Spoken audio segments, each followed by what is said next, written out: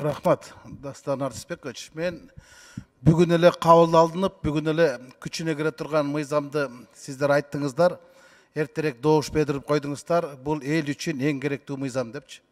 Мен 2-3 сыйра карап чыктым да, эл үчүн эң керектүү мыйзам деген эч жерин тапкан жок. Бул биринчиден бизнесмендер үчүн керек мыйзам экен. 1 апрелден биз 1 октябрга чейин ишкерлерди, бизнесмендерди салыгын узартып берип атабыз. Туурабы, урматтуу баяндамачы? Туурабы? Министр, туурабы? Анан эмне үчүн муну элге шылтап атасыңар? Коронавирустун өзгөчө кырдаал киргизгенден биринчи карапайым эл жабыр тартып атат. Иши жок отурат. Алар эртеңкисин ойлоп атат. Бул мыйзам менен силер эмнени ойлоп атасыңар? Биз азыр Кыргызстанда мындай кырдаалда салыктын эртеңкисин эмес, калктын эртеңкисин ойлогула. Ишкерлердин эртеңкисин эмес, иши жок үйүндө отургандын эртеңкисин ойлобойсуңарбы? Ошондой мыйзамдарды өзгөчө кырдаалдап келебиз. Азыр социалдык сеттерди карагылачы, жогорку кеңеш өздөрүнө керектүү мыйзамды бекинип алып кабыл алып атат. Туурабы? Карапайым калкка кандай тиеш жасар бул? Биз байлардын салыгын узартып берип атпайбызбы? Бошоткон жокпуз да. Исхак Абсаматов айткандай.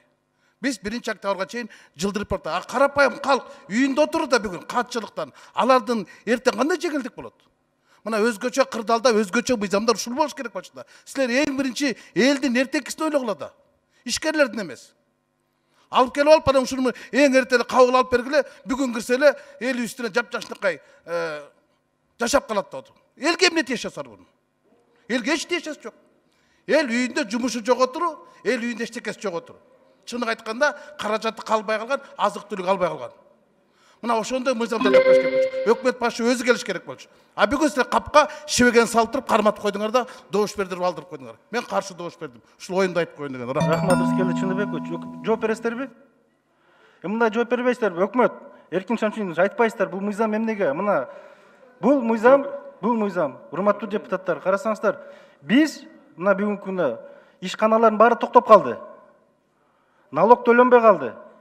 Бирок налоговый инспекция барып ишканаларга налогду төктөп кыйнаса, алардын иши токтобой иштебей жатса, алар эмнени төлөйбүз деп алар айтып атат. Ошондуктан бул мыйзамдын келип чыгышы 3 айга ошо ишканаларга биз жардам берели.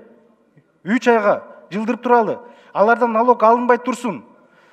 Ошо ишканалардын негизинде, ошолордун төккөн салыктардын негизинде мамлекет кызматкерлери айлык алып атат, пенсия алып атат, жолдор салынып атат, мектептер салынып атат. Мынакей, демек ишканалар бар экен, ишкерлер бар экен, биздин бюджет топтолуп атат. Ушуну түшүндүрүп айтпайсыздарбы? Түшүндүрүп айтпайсыздарбы ушинтип?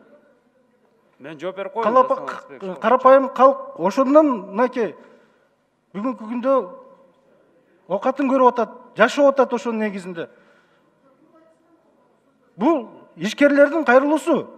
Азыр балдар апрель айынын, март айынын налогун төктөсө, алардын ишканасы жабык турса, кайдан төгөт?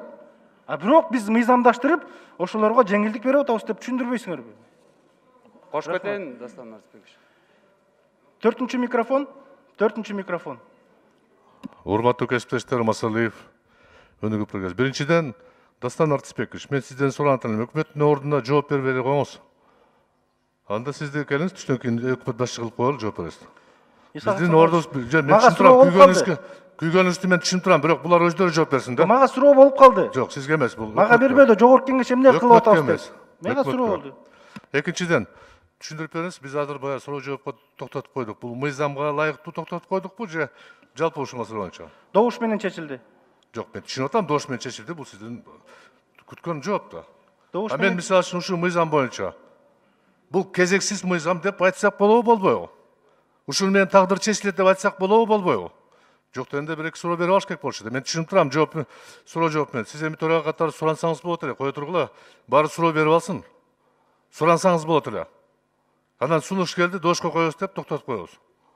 Бул жаман адат болуп атат. Урматтуу кесиптештер, бардыгы Кыргызстанда болгон кемчиликтерге депутаттар жооп бермей болуп калды.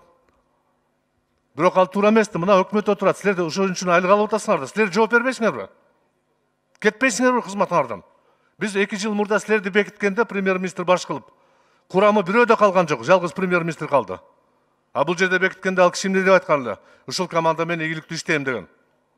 Мына акыркылар бүгүн кетти. Кээ бирлер 2 жолудан кетип атат. Алар жетпесе кеткиле, тапшыргыла кызматыңарды. Башка кишилерди алгыла. Комендатура боюнча канча сын пикир болуп атат. Ишкерлер, жеке жарандар боюнча канча сын пикир болуп атат. Кырдаал өзгөчө болуп турат. Бул жерде талашкан кереги жок. Биз башында айтып атабыз, жардам берели, бергиле мыйзамдардын долбоорун. Бюджеттин канча миллиард сом бөлүп берели, буудай алгыла, ун алгыла, тигин алгыла деп сурап атабыз. Силер болсо тактикалык бир мыйзам алып келип атасыңар.